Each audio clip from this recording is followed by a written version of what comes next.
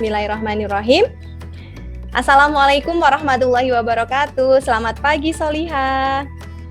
Waalaikumsalam warahmatullahi wabarakatuh.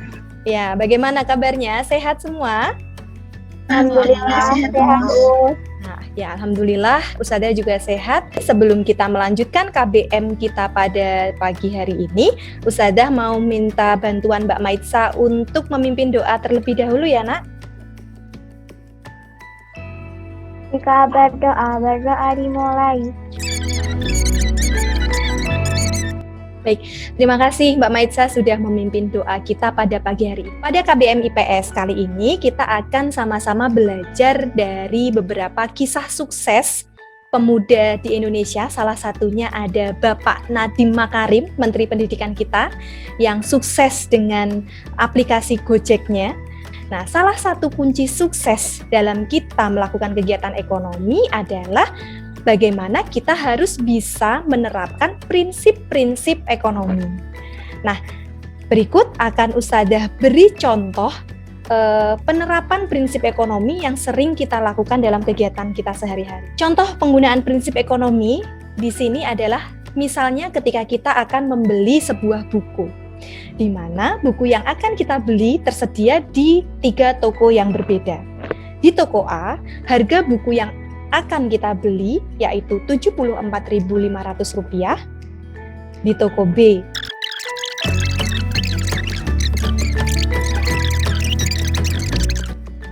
selanjutnya, agar kalian bisa lebih memahami bagaimana itu penerapan prinsip ekonomi, Ustazah telah menyajikan beberapa permasalahan dalam materi prinsip ekonomi, di mana ada 3 masalah yang harus kalian selesaikan bertiga. Yang pertama yaitu apa tujuan dari penerapan prinsip ekonomi dalam kegiatan ekonomi. Dan masalah yang kedua yaitu bagaimana sih perbedaan penerapan prinsip ekonomi yang harus dilakukan dalam kegiatan ekonomi. Dan yang terakhir permasalahannya yaitu mengapa kita perlu menerapkan prinsip ekonomi dalam kehidupan kita sehari-hari. Untuk mempermudah kalian dalam menyelesaikan masalah yang telah kita rumuskan bersama tadi, marilah kita saksikan video pembelajaran dari Ustazah kita. Semangat dan selamat menyaksikan.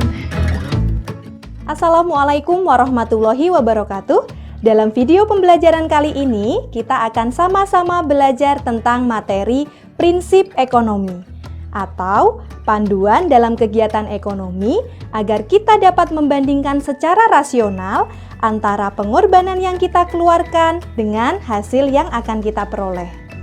Melalui pembelajaran kali ini, diharapkan kita dapat menjelaskan tujuan penerapan prinsip ekonomi.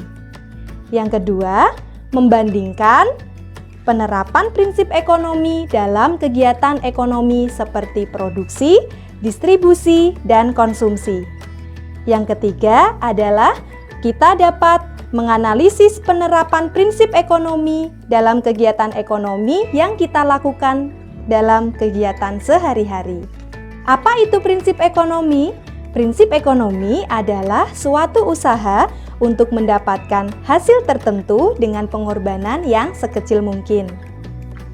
Prinsip ekonomi diterapkan dengan tujuan agar kegiatan ekonomi yang kita lakukan bisa lebih efektif dan efisien.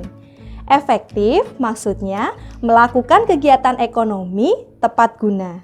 Sedangkan efisien adalah melakukan tindakan ekonomi sesuai dengan perhitungan, yaitu untung dan ruginya.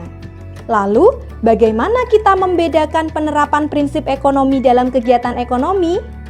Nah, dalam kegiatan produksi, sebagai produsen tentunya hal pertama yang akan kita perhatikan adalah memilih bahan baku dengan kualitas bagus dan harganya murah. Yang kedua, mendirikan pabrik atau tempat usaha yang dekat dengan sumber bahan bakunya.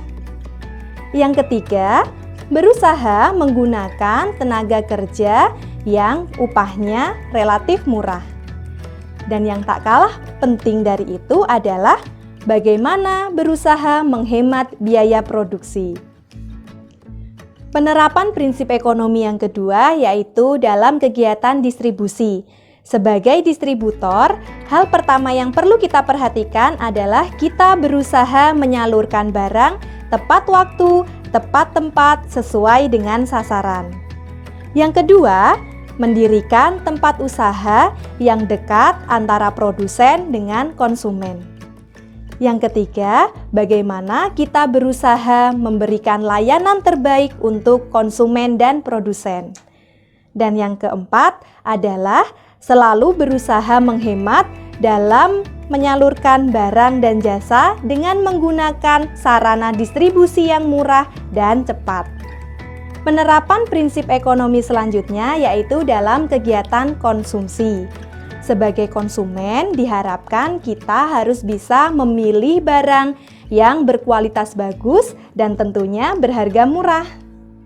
Yang kedua, bagaimana kita membuat daftar belanja atau shopping list terlebih dahulu sebelum kita berbelanja.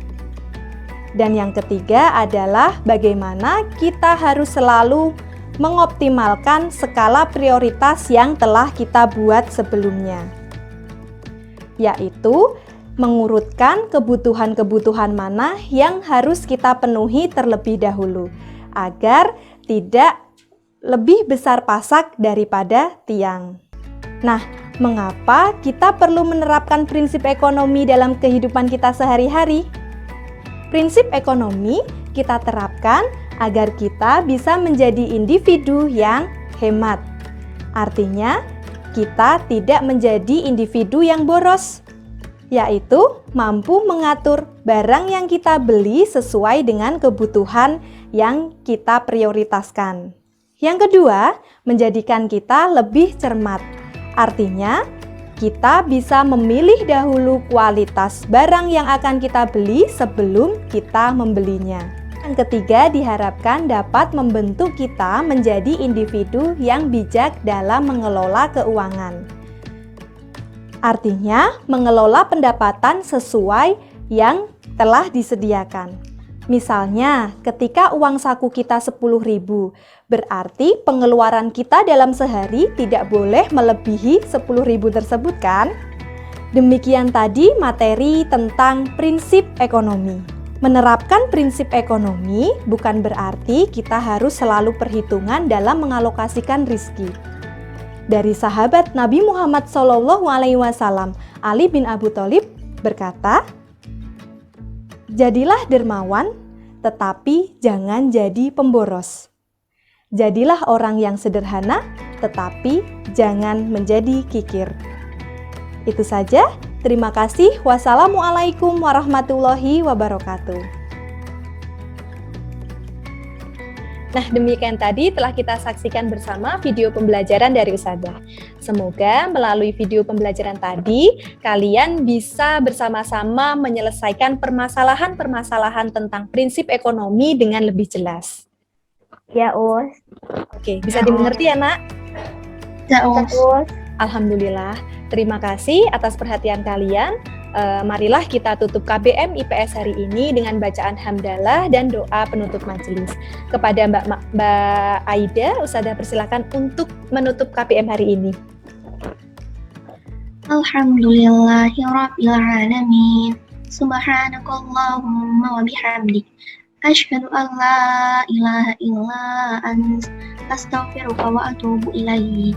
Rabbana taqabbal minna innaka antas samiul alim. Terima kasih Solihah. Semoga selalu sehat dan akhir kata wassalamualaikum warahmatullahi wabarakatuh. Waalaikumsalam warahmatullahi wabarakatuh.